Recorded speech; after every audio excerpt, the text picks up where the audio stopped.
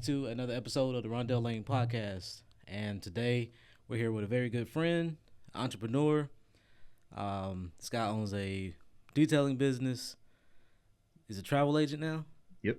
You also provide life insurance. Correct. Okay. Life insurance, health insurance. Health insurance. What am I missing? What else you do? I don't know. I mean, there's a lot more stuff I could do, so sky's the limit. All right. We got Lamont Davis in the building today. Me and Lamont, we go back a long time, man. Working at the call center together. You and Courtney, I distinctly remember having conversations with you guys back in the day about basically trying to figure out a plan to get out of the job we were in. We just didn't want to be workers. Like, we had ideas, Right. entrepreneurial dreams.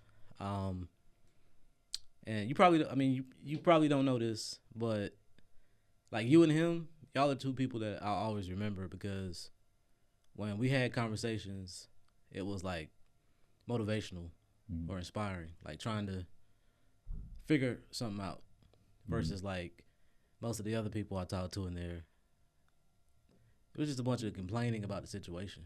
Right. But never really trying to make something of it. And that's no knock to anybody that was, just working, but I connected with you guys because we kind of had the same vision. Even though it was completely different businesses, we still had that same path. I mean, a lot of times, they always say is like you always want to be at the table with like-minded folks. Right. So in that way, you're being able to have ideas, help each other grow, even though, like you say, we're not in the same industry, but it's each one teach one. Right. We don't know everything, but great minds together, you just never know that you might have something that will help somebody else get to where they're trying to go. Exactly. So tell us a little bit about yourself, man. Like, where you come from? Oh, all right. Well, I'm from Jersey. Okay. My mom and my dad, they owned their own, they owned the hair salon, Okay. And as a kid, you had no choice. You had to go work for mom and dad. So what I did is I helped sweep the floors, helped restock the chemicals and stuff like that. And then worked as a receptionist at the desk. So just seeing all the different things, all the moving parts going, mom always there at the salon. My dad, he was also in the Marines. So he was in the reserves. So, he had his times where he had to go. So my dad always worked, 1-2 jobs, helped with the business. My mom always worked with the salon. And I didn't realize what they were doing at that time until I got older.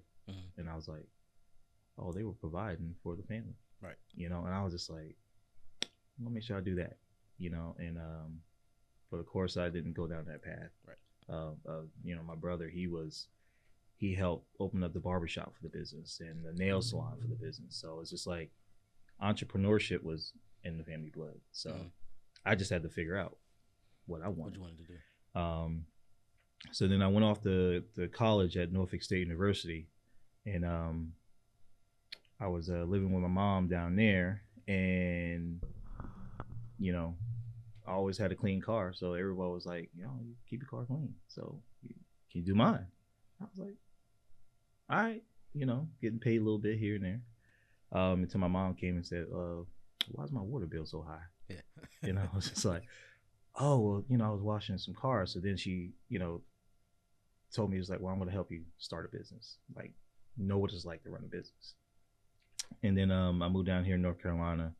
My dad lived in Archdale, and I was just like, well, I was volunteering with the fire department, and thought about going to be a firefighter, but they were always saying like, oh well, most firefighters have their own business on the side because they wasn't paying firefighters enough. So they was like, someone that was like, man, I make more money doing my side business than I do here. And then I was like, all right, so I'm sitting up here working for different jobs, worked at a hotel, worked at, AT&T, call center. And I just basically developed a lot of the things that I've learned from all these different jobs. And I was like, I might as well work for myself, build my own schedule and everything.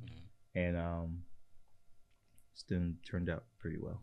Yeah, I remember when you first started out the detailing business, Mm-hmm. and it was just mobile, and I thought it was so dope that you would be at work, taking phone calls, Mm-hmm.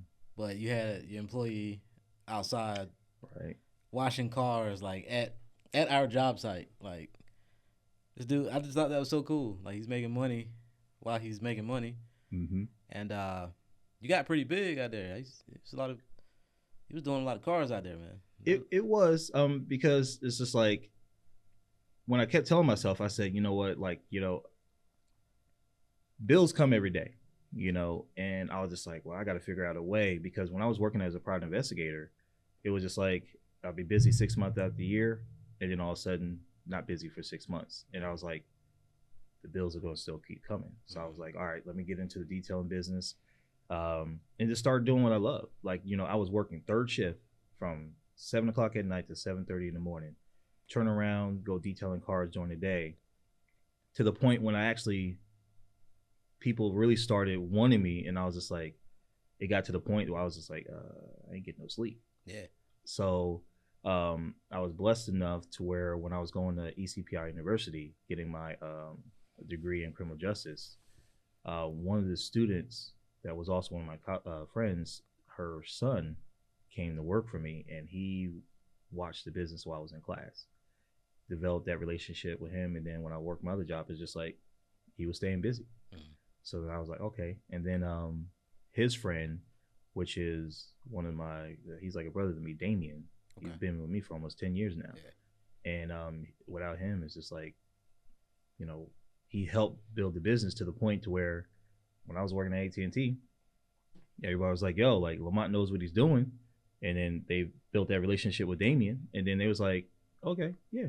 So it was a great feeling to know that I'm sitting up here working and then not having to worry about what was going on, and then come home and then like, okay, we did this today. And I'm like, all right. So I was like, I ain't gonna let this go. Yeah. So what was the experience like when so I guess you're looking at what your business is doing and you're like, okay, I'm gonna go full time with this. Mm-hmm. Like, what was that like? Was that scary for you? It was. I mean, because it's the unknown. Like, it's like, okay, I can see where it is, where I come to work, punch the clock, and know that as long as I'm here from this time to this time, that paycheck's gonna be there. Mm-hmm. But with detailing, being an entrepreneur, is like, okay, if you're not there, you just never know, because there's no guarantee that that's going to be the same thing every day. Mm-hmm. That's just like in the business today. It's just like, today might be a great day, tomorrow might be a slow day, the next day might not be, or it might be working on the project that takes 3 days, but then yet you blew out the week for the next 3 weeks off that one job. Mm-hmm. So you just got to, I had to learn to say, okay, trust in God, because it took some time. Like, literally, I was forcing things to try to go the way I wanted to go. But the last 2 years, definitely, he's really shown me some things where I'm just like, I don't even stress about it anymore. It's just like, if we have a bad day, I go to bed, wake up the next day, and it's just like, all right, it's a new day. Yeah. But it was a leap of faith that I had to take, because I tell anybody, I said, okay, this job ain't easy. Mm-hmm. They say be an entrepreneur, and I'm like, oh yeah, it's bells and whistles. They make it look glamorous online. They do. And I'll be like, it's just like that iceberg. The tip of the iceberg might be this small, but yet it's huge underneath it that you don't know about the stress. Right. Sleepless nights, phone going off. It's just like, people probably can't even tell right now how much my phone keeps going off right now. Yeah, he's been texting. But it's just like, you really have to dig down deep and be like, all right, I got this, I can do this. Because it took a lot of money to put into it. But knowing that the money I put in, is going to be great, afterwards. Yeah. But it was stressful. Some of your pitfalls in the past, would you change any of those, or would you keep everything the same if you had to go back and do it over again? Keep it all the same, because again, I feel like God has put certain things in front of me for learning experiences to know that, hey, you're going to fail. You're going to fail at things, but keep pushing, keep working. Things will be better. Because I've tried it to where, tried this product, tried, changing packages, pricing, even tried like partnerships with people. It's all a learning experience. And I would not change it, because if I change it, I might not be here today. For sure. Sure. Yeah. So how do you go from detailing Lamborghinis and Bentleys and all these fabulous cars to saying, I want to offer life insurance or health insurance? Well, when I get into businesses, or any of the business that I develop, it's more so on the passionate side of things. Because if you're not passionate about what you're doing, it's just a job. Mm-hmm. I'm passionate about the detailing. I'm passionate about the travel agency because I love to travel. I'm passionate about the life insurances because, at the end of the day, a lot of minorities don't know about life insurance. I've seen so many times where you look online, and how many times you got to see a GoFundMe right. about someone. It's already enough to see that you lost a friend, you lost a loved one, but then now you're having to try to figure out how to get them buried. Mm-hmm. Everybody wants to say, hey, I want to give, the proper burial, but then who has $15,000, $20,000, $30,000 sitting around to pay for that funeral? Right. And then also at the same time, you hear people talk about generational wealth all the time, and not realizing that you have that ability at your fingertips. You just don't have the right education to know how to get it. Mm-hmm. Everyone just always say, hey, I got to work hard. I got to go try to save up as much money as I can. But then not realize that, life happens. Mm-hmm. Life happens every day. You might have your car break down. You got to get that fixed. If you own a house, you got to put a roof on your house, and it costs $30,000 for that. Mm-hmm. Been there. I had to replace the AC unit in my house that I had before I sold it. That was $10,000. Yeah. So it's just like, with life insurance, it's just like, I tell folks that you can't be selfish about it, because it's about taking care of those that you leave behind. That car that you bought, that house that you have, those bills that you have, like if you die today, those companies don't say, oh, that person died, we're just going to get rid of it. They'll know. Okay, next person right. Down the line. Right. So there, and then with the generational wealth part of it, like, I tell folks, I said, with the kids, your kids, as young as they are, you can, for a hot chocolate, you can, this one hot chocolate a month, you can have it set to where your kid can have like $150,000 for them waiting in life insurance by the time they turn 40. Think about it now, like, I'm 40. If I would have had that back then, I would have had $150,000 already at this age, right, just waiting for me to be able to borrow if I needed to. So it's just like, there's many things at the fingertips about life insurance, but it's more so of just helping families have that ease that if I were to pass away tomorrow, my family's lifestyle won't change. Mm-hmm. And that's the biggest thing that you got to understand. And I'm that they tell people, everyone tells people that Lamont's that life insurance agent that has those tough conversations with you that you don't want to have. Come like, if you don't have those tough conversations, you're not going to face reality. And right, it's not really going to make sense to you because no one's really having that tough conversation with you. Right. Like, you got to know. Speaking of family, you're married, right? Mm-hmm. How many kids you got? 2. 2 kids. All right. So for the individual that says, I want to start a business or whatever the case may be, but I don't have time. I got kids. I got a wife. Like, how do you manage that? What is your work-life balance like currently? Ooh, all right. It's not easy at all. The one thing I tell anybody is that you guys got to be on the same page. Like, you got to be, you guys got to communicate with each other. Because if you don't communicate, then when things pop up, it's just like people getting frustrated. With me and my wife is like, it took some years for us to get on the same page. And one of the things that I had to really work with her on is that I had to get her involved, because she wasn't the entrepreneurial person. Not everybody is, and I tell anybody, it ain't made for everybody. Right. That's the one thing. It's just like, we had to work on, like I said, our communications, because when it was just me and her and we started, I started the business. I was going a lot, but that time was being spent when I was with her, because she was working third shift. At times I was working third shift, and it's like, she had her things going on, I had my things going on. But then once we had our first child, then of course that changed things a little bit, because now you don't want her feeling like she's doing everything. Because like, you're out here hustling, you're out here working, you're trying to build your brand, because you got to build your brand, and it takes time. Yep. Day, nights. There were times I was up till 2-3 o'clock in the morning, working on the project, just so that way I could be home. But then of course, once you build a successful business, you're busy. Right. It's not a 9 to 5. Everyone think, oh yeah, 9 to 5. Yeah. No, it ain't. There's times I've been up at 6 o'clock in the morning talking to some clients that are doctors, that are up early in the morning because they're busy during the day. Talking to folks that, they work 9 to 5, but then yet they don't have time to talk until after 5.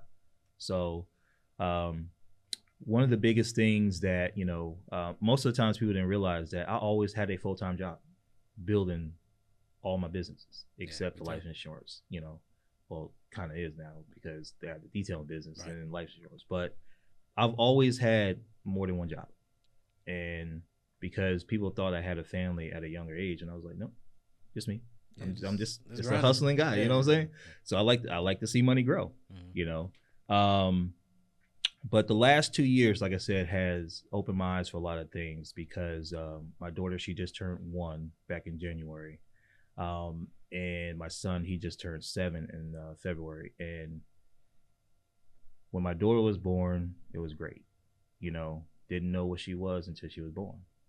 We had a little surprise baby, and it changed my mindset, because girl dad. So, like, what was that club? Yeah. So I was watching this thing on the line. He was just like, oh yeah, my son, something happens to him, everything. All right. But if something happened to my daughter, I'm ready to knock somebody's head off. Right. It's just like, okay, I got to protect her. But, I'm going to protect my family anyway. But I was working full time at the, Ferrari dealership and running the business. So I'm at the dealership from 7 in the morning to about 6 o'clock at night. I run to the dealership, my shop, be there sometime till 12, 1, 2 o'clock in the morning, get home, everyone's asleep. Sometimes the wife is up. But then I started noticing that my daughter, when she was small, really wasn't interacting with me as much, because I wasn't hardly there. So I had to make that decision. I said, you know what? I don't like that. My son's like that. You used to tuck me in bed. When you gonna tuck me in bed? That hits hard, and I was just like, well, told the dealership I got to go and go back working for myself. And it was during the slow season, so it was just like, okay, I had my staff. As a business owner, I'm like, well, I want to take care of my staff. I had to take a sacrifice to where I didn't even take a paycheck for almost 3-4 months. Wow. Just because I didn't want to lose my staff. I didn't want their lifestyle to change, because I'm coming in and I'm like, well, I could give y'all the boot. Yeah. So that was a conversation I had to have with her. And we prayed about it, and she was like, all right. That's what's up. But you had to make sure you bring money home after the beginning of the year. We can't win, right? Yeah, it can't. So I was just like, well, after that, like 2 weeks later, my wife's telling me, what'd you do? All of a sudden now she's all over you again. I was like, well, hey. But it's a better feeling now, is because now I make sure I'm home, not late at night. I make sure I'm home before the boys got to, the kids got to get tucked in bed, give them a kiss goodnight, and, then me and my wife have our conversations about the day. But I tell anybody, if you have a family, you got to make sure you make that balance. It's the balance that it's going to be rocky, but once you find that balance, things are smooth. Yeah, yeah. I'm still working on that too, man. Like, it's hard. Yeah, because it all comes down to you at the end of the day. And I don't have employees. Like, mm-hmm.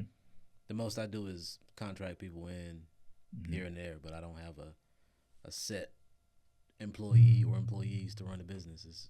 It's me.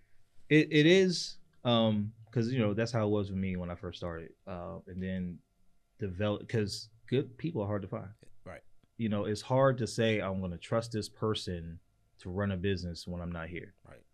Most times people don't realize that I take one vacation a year because for the simple reason I'm at the shop all the time.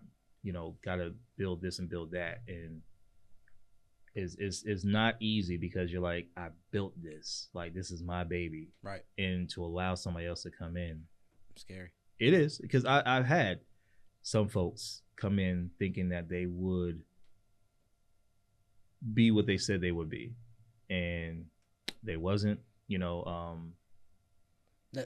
me ask you: Is that your biggest issue with business? Is like employees? Yes. And I ask this because I don't always comment, but I like to call them Lamont rants. Every once in a while. Oh yeah, I gotta have. You'll just go crazy on Facebook. Woo. Boy, and it's always around the realm of like dealing with someone, employees yes. or workers. It is, it is because you expect that you put that time in, you put that trust in with an individual, and you're like, all right, you telling me you could do this, you're telling me you could do that, you're telling me, hey, we're gonna grow this together and everything like that, and then they get in, will see everything when it's going great. Mm-hmm. But then when there's a hiccup somewhere or the business is getting into the slow season, they want to bail. Or, now they don't have time for this. Oh, I got to do this and do that. And you're like, when it's a business, you got to take care of the business. Right. Like you got to be here to make sure that it's going good. If you bail, and that's why they say some business owners don't last after 3 to 5 years. Right. Because they fail because, oh, this ain't working, this is hard. Like, if people knew all the things that I've been through, what people purposely did towards me, people will understand how you still here. Yeah.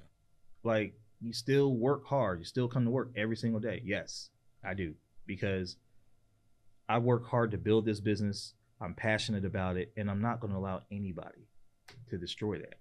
Mm-hmm. And people have. Mm-hmm. Some have not purposely, but I can count on 3 hands how many people have purposely tried to do stuff. And I do have my moments where I do a little rant, and sometimes people tell me, oh yeah, call them out. And I'm like, what's the point? Yeah, I wouldn't call them out. And that's why it's just like, okay, because they're and I tell folks, there are people that's going to talk about you all day long. Right. Talk trash about you, talk trash about your business, all this other stuff. Oh, I could do this better, he can't do this, and all this other stuff. But out of all the people that I've ever heard talk that trash or heard people come back to me and tell me, they have never come and said it to my face directly. Yeah, that's how it normally is. And it's just like, yeah. Okay.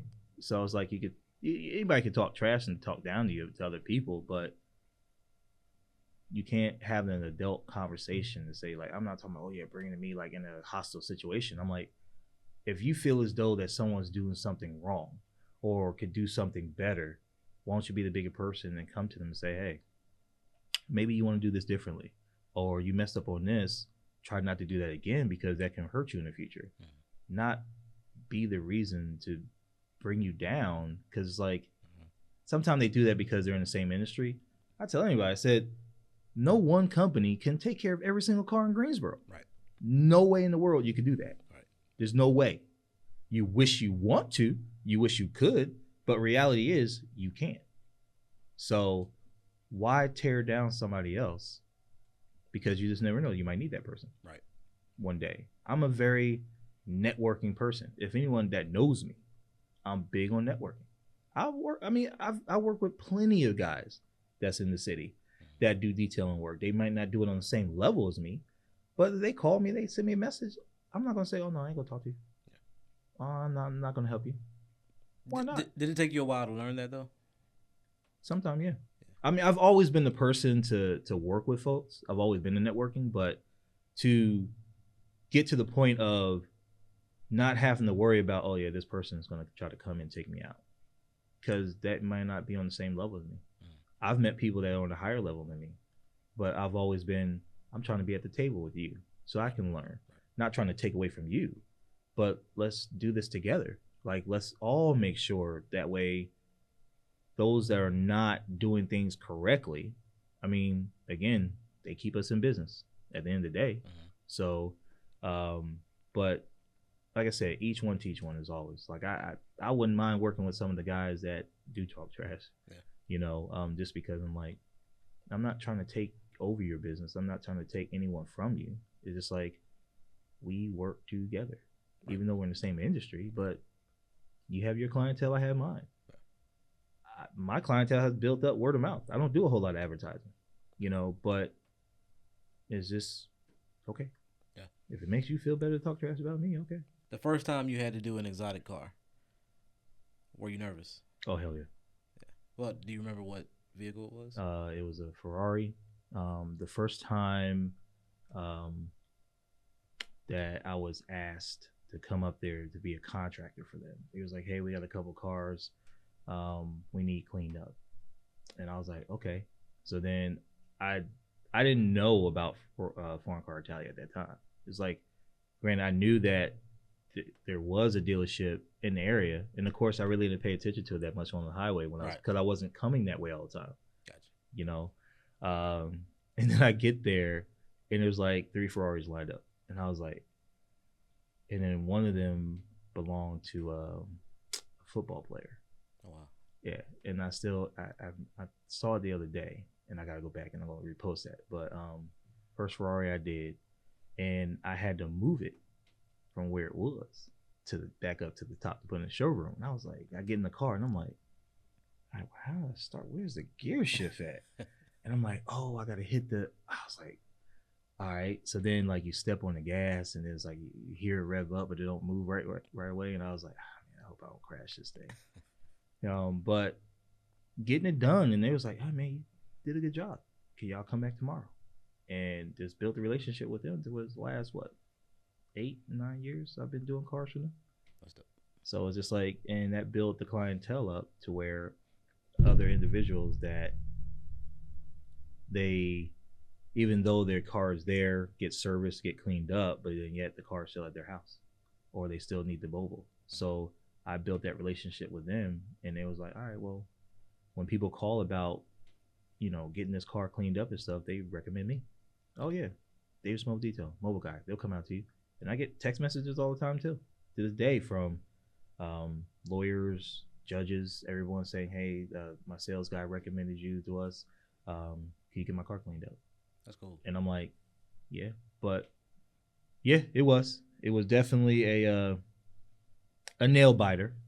And then but it really made it even more happy to be doing like exotic cars. I tell anyone, I said, it don't matter if it's we've done $1.2 million, $2.3 million Ferraris to a $30,000 Honda Civic. Like, we treat our clients all the same, so that way your car is being taken care of regardless. So there's no favoritism or anything like that. And that's one of the things I had to learn to tell folks. I said, I don't care if you're a multimillionaire or someone that works, at a part-time job.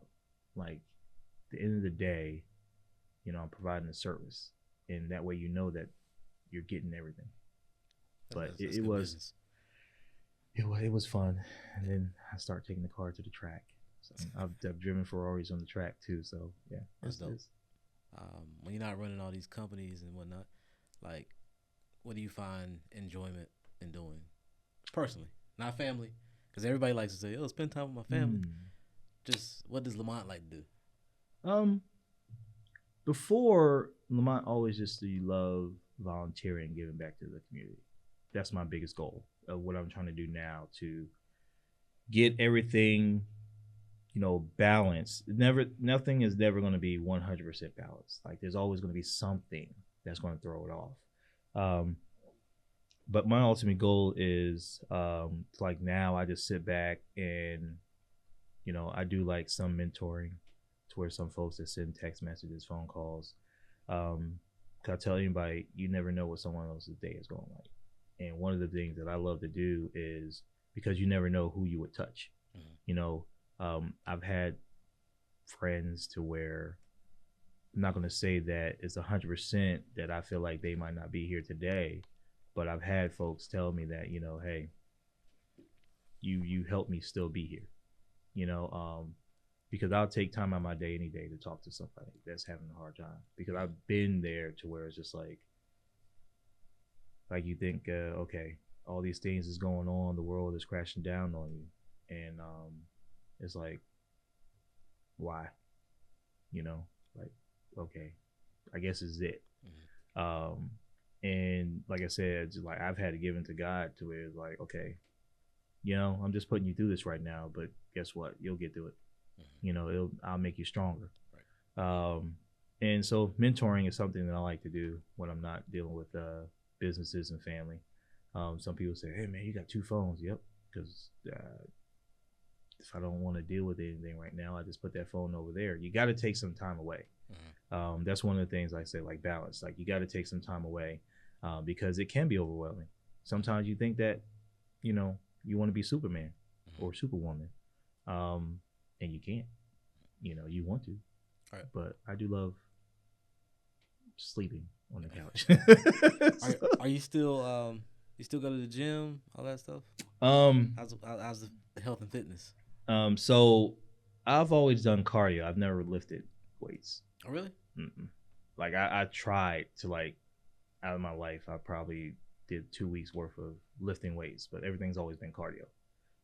So jogging, running, I'm always on my feet. So what I'm actually trying to do is like, hey, I'm getting older, not getting younger.